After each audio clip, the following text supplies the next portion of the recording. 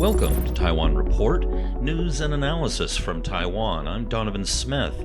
Up today, we've got some headlines, virus news, a push is afoot to change the name of China Airlines, KMT chair race amid more bad news, and huge news with new Taiwan identity poll. But let's kick off with a report from the Global Times. That's a Chinese Communist Party mouthpiece that's getting yet more bellicose.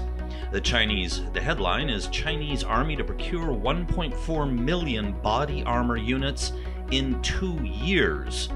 Now, the key line coming from this article is some mainland military enthusiasts on the internet speculated that the procurement might aim at threat from Taiwan secessionists and their U.S. supporters.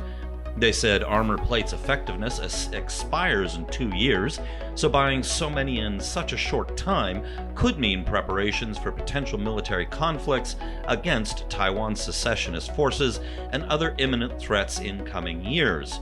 The statements did not mention the purpose of the procurements.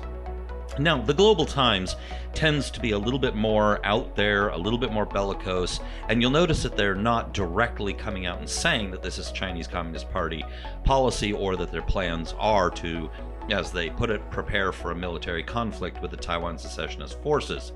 However, they clearly vet everything that goes into it, and they have a purpose in including these sentences. So essentially, it's to increase the threat sense, or at least the feeling of it, but it's mostly for a domestic audience. Look for an article coming up on that. I'll be talking about more about that in that article. Li Keqiang is slowly improving now this is the Zhongguo Shibao, the China Times, is reporting that former President Li Keqiang his health is improving. He's suffering from pneumonia or a lung infection. From the Taipei Times, January unemployment rate dips slightly. Now, the unemployment rate last month edged down 0.3 percentage points to 3.64% as fewer people quit their jobs, which more than made up for seasonal and temporary job losses. However, this does not include any impact from the COVID-19 outbreak, so we'll see what happens going forward.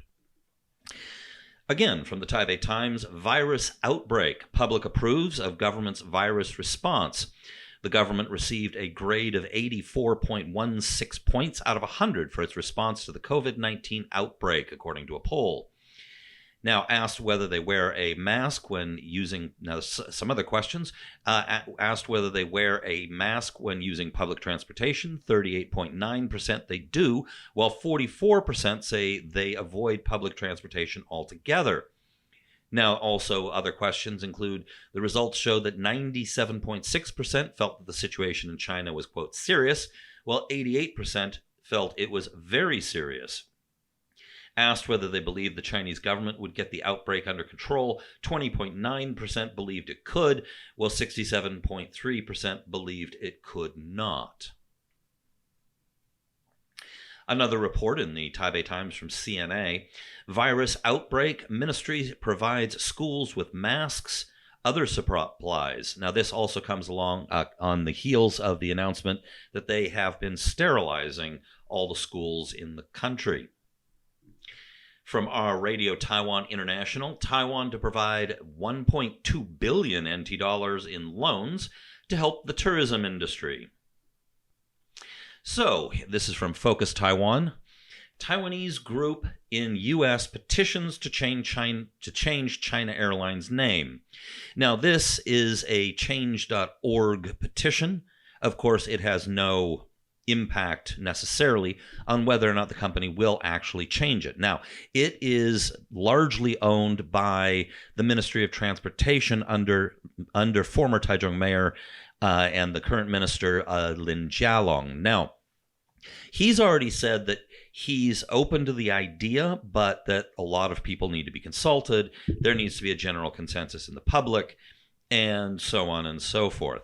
Now, if they actually were to go ahead and do this, and there's a big argument for why they might not, if they change Taiwan's flag carrier airline name to Taiwan Airlines and remove China Airlines, there is a significant possibility that the People's Republic of China will not allow it to fly there any longer as a as a act of revenge, because this would suggest that Taiwan is moving more toward independence. If the PRC were to ban flights from China Airlines, renamed to Taiwan Airlines or Formosa Airlines, that would mean a crippling blow to the company, which makes a lot of its money from flying to the PRC. All right, this is Mirror Media. It's a Chinese language publication. And there's a couple comments here from Haolum Bin, who's running for the KMT chair. Now, I seem to have lost my highlights, so let me see if I can find where I was looking for. Okay, so he says here that they need to get rid of the old and red image of the party. By that, he's referring to that the party is largely filled up of elderly people, and that it has become too red as opposed to blue, meaning close to China. So he says here that he is, among other things, he wants to make sure that the Central Standing Committee has less people who are Taiwanese businessmen, so that they will not be able to buy the culture in the party. Now, he also said something interesting here. It was referring to him being the vice chairman of the party, and he talks about how when he was the vice chairman, he really only had one thing to do, and that was to show up for Central Standing Committee meetings. So essentially, he's trying to deflect accusations that he is part of the problem. Now, the KMT has other problems, big ones. The KMT, this is a report in China Times. They now have about 350,000 voting members. The deadline just ended for people to pay up their dues so they can vote in the KMT chair election on March 5th. This is not good news for the KMT. Compared to the 2017 chair election for the party, they had 478,000, meaning that they've lost between 120 and 130,000 members in the meantime. This is the big news of the day. A Taipei Times report here, new high of 83.2% see themselves as Taiwanese. Reading from the article, asked whether they identify themselves as Taiwanese or Chinese or have other opinions, 83.2% of respondents to a poll conducted by Focus Survey Research said Taiwanese, 5.3% said Chinese, 6.7% said both, and 4.8% had no opinion or refused to answer. The results showed that identification as Taiwanese has reached a new high since the Foundation's first such poll in 1991, while identification as Chinese or Chinese and Taiwanese was down by half from a poll in September last year. That's pretty significant because not that long ago, it was only about 70% or so considered themselves Taiwanese, about two-thirds considered themselves Taiwanese only. According to this one, it is now over 80%, which is a big, big jump. Traditionally, it's been a low percentage, something up to between 3 and 5% consider themselves Chinese, up to a quarter to a third have considered themselves both Chinese and Taiwanese, with about two-thirds identifying as Taiwanese. That it's jumped up over 80% is very significant. Now, as the article notes, the foundation chairman Michael Yeo said that neither Chinese President Xi Jinping's reiterations of Beijing's one country, two systems formula, nor last year's protests in Hong Kong led to a significant increase in identification as Taiwanese, which remained at about 70%. There has been an obvious increase since the COVID-19 outbreak, and such change can be seen as significant academically and politically. Now, I don't know if that's the actual reason why. It certainly is a possibility. That's the one thing that's definitely changed between when they last did the poll. However, possibly this is a knock-on effect of the election. There are other possibilities here. The trend line has been largely consistent since the early 90s of people identifying more and more as Taiwanese. There's been some dips, but generally speaking, that's been the trend line. Now, they asked about political parties and approval ratings. President Tsai Ing-wen's overall approval rating was 68.4%, compared with 16.5% who disapproved, the president's second best showing in a foundation poll, while Premier Su Tseng received a 69.4% approval rating.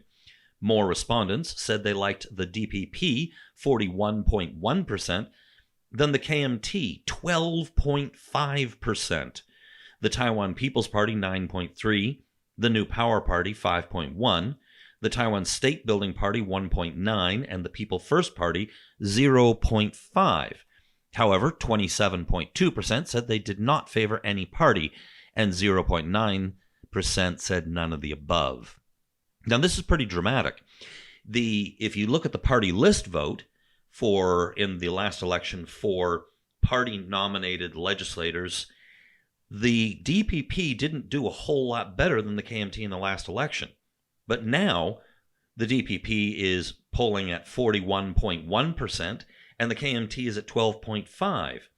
Add to that the big loss in membership in the KMT since 2017, and things just keep getting worse for the KMT. Whoever the next chair is going to have a big task ahead of them trying to turn the party's fortunes around. All right, finishing up, a couple of articles to mention that are must-reads.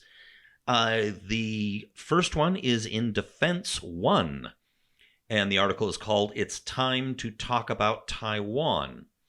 The general gist of the article is that the U.S.'s traditional stance of being ambiguous as to whether or not it would come and defend Taiwan if China were to attack militarily, is the time for that has basically come to an end. Now, what prompted this, of course, is the Democratic frontrunner Bernie Sanders suggesting that he might take military action to defend Taiwan if the PRC were to attack. Now, we talked about that yesterday on Current Affairs Taiwan, among other things, so be sure to check out the latest Current Affairs Taiwan, where we go into this more. The other one must-read article today is in the Taiwan News. It's by William Stanton, who's the former head of AIT, effectively the ambassador from the United States. He's quite strong on Taiwan. And the article is called "Continuing PRC Efforts to Intimidate Taiwan and Its Friends." Now, all of the English articles featured in this show are up on report.tw, so you can check out all the sources that I use here today, except for the Chinese language sources. Be sure to check in. News is ongoing, lots is going on, and the KMT race is going to get more intense as we get closer to March 7th. This has been brought to you by the Taiwan Report. For more content like this, become our patron at report.tw. 还有就是那个台湾狗啦，最喜欢我的台湾狗了。